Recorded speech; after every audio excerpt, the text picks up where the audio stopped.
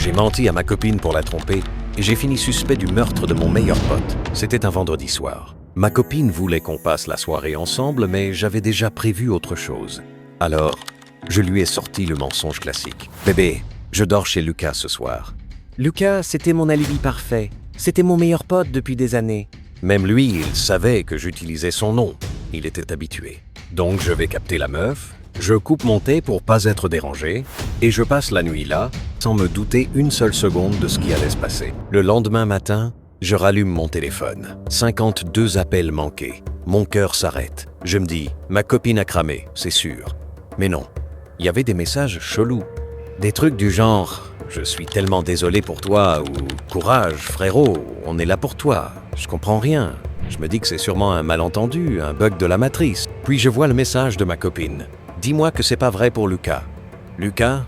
Quoi, Lucas? » Je cours allumer la télé, un peu parano. Et là, bam, flash info locale. Un jeune homme retrouvé sans vie cette nuit à son domicile. Les causes de la mort restent inconnues. Lucas mort. Et moi, j'étais censé être avec lui cette nuit-là. Oh putain, j'ai senti mes couilles remonter jusque dans mon œsophage. Les jours passent. Je me retrouve aux funérailles, costume noir, lunettes de soleil pour cacher le regard paumé. Tout le monde me regarde comme si j'étais le dernier à avoir vu Lucas vivant.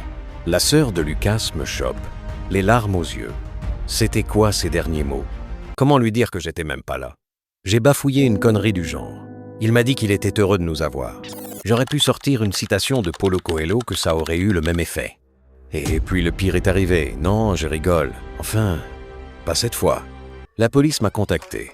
Ils veulent me poser des questions. Je suis assis là, dans une petite salle qui pue la vérité et la pression, avec 2 inspecteurs qui me scrutent comme si j'étais un hamburger juteux dans une pub McDo. Ils me demandent à quelle heure je suis arrivé chez Lucas, ce qu'on a fait, s'il avait des ennemis, des problèmes. Et moi, j'en sais rien.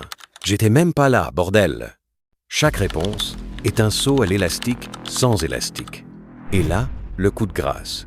Un des flics me regarde droit dans les yeux, style Clint Eastwood, et me sort « Si vous nous cachez quelque chose, on finira par le découvrir. » Bim, panique dans ma tête. 2 options. Je dis la vérité et j'avoue que j'ai menti à ma copine, donc j'ai aucun alibi, ou je continue mon délire et je prie pour que ça passe. Mais avant que je choisisse, le flic me tend une enveloppe. On a trouvé ça chez lui. Ça vous dit quelque chose? Je prends l'enveloppe, les mains moites. À l'intérieur, une lettre. Pas une lettre de suicide, non. Une lettre écrite la veille, posée sur sa table. Et là, mec, les bras m'en tombent. C'était pas un message pour moi, c'était une liste. Une putain de liste de trucs à faire. Et mon prénom était dedans. Genre, appeler Mehdi pour lui rendre son bouquin, lui parler du message bizarre qu'il a reçu, l'inviter à la soirée de samedi. Attends, quel message? Et là, tout s'embrouille dans ma tête. Je me rends compte que Lucas avait reçu un message anonyme la veille. Il voulait m'en parler. Et moi, j'étais occupé à jouer au Don Juan Discount dans un appart de 20 mètres carrés qui sentait le sexe et les nouilles instantanées. Je commence à flipper sérieusement. Et si ce message avait un lien avec sa mort? Et si j'avais pu le sauver? Je rentre chez moi, le cerveau en vrac.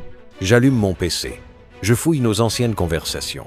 Et bam, je trouve un screen qu'il m'avait envoyé 2 semaines avant. Un numéro inconnu lui disait « Tu sais ce que tu as fait, tu vas payer ». Je l'avais pris pour une blague à l'époque.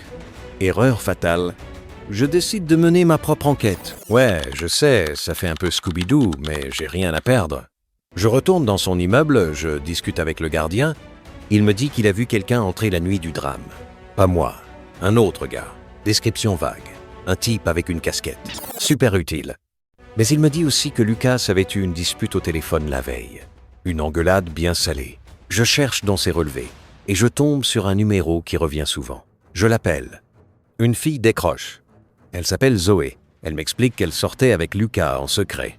Ouais, même moi j'étais pas au courant et qu'il avait découvert un truc compromettant sur quelqu'un. Et là, elle me balance un nom, Yacine.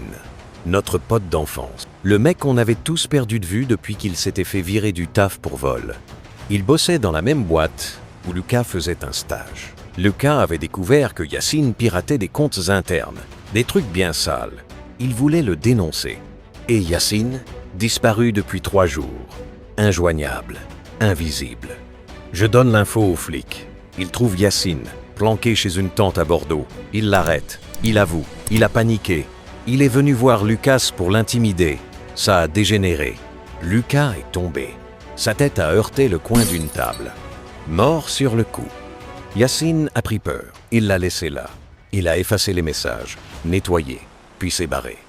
Je suis blanchi. Ma copine, elle m'a quitté. Normal. Je l'avais trompée. Mon alibi? Un mensonge. Mon pote? Mort. Mais tu sais quoi? Ce que j'ai appris, c'est que le mensonge, même petit, peut te coller un boulet au pied qui t'entraîne au fond. Et l'ironie dans tout ça? J'aurais été chez Lucas ce soir-là. Il serait peu, être encore en vie. J'aurais pu l'empêcher de mourir. J'aurais été là, mais j'étais ailleurs, littéralement et moralement. Alors, moralité? Mentir. C'est pas juste cacher une vérité. C'est aussi prendre le risque de ne pas être là où on est censé être. Quand c'est important.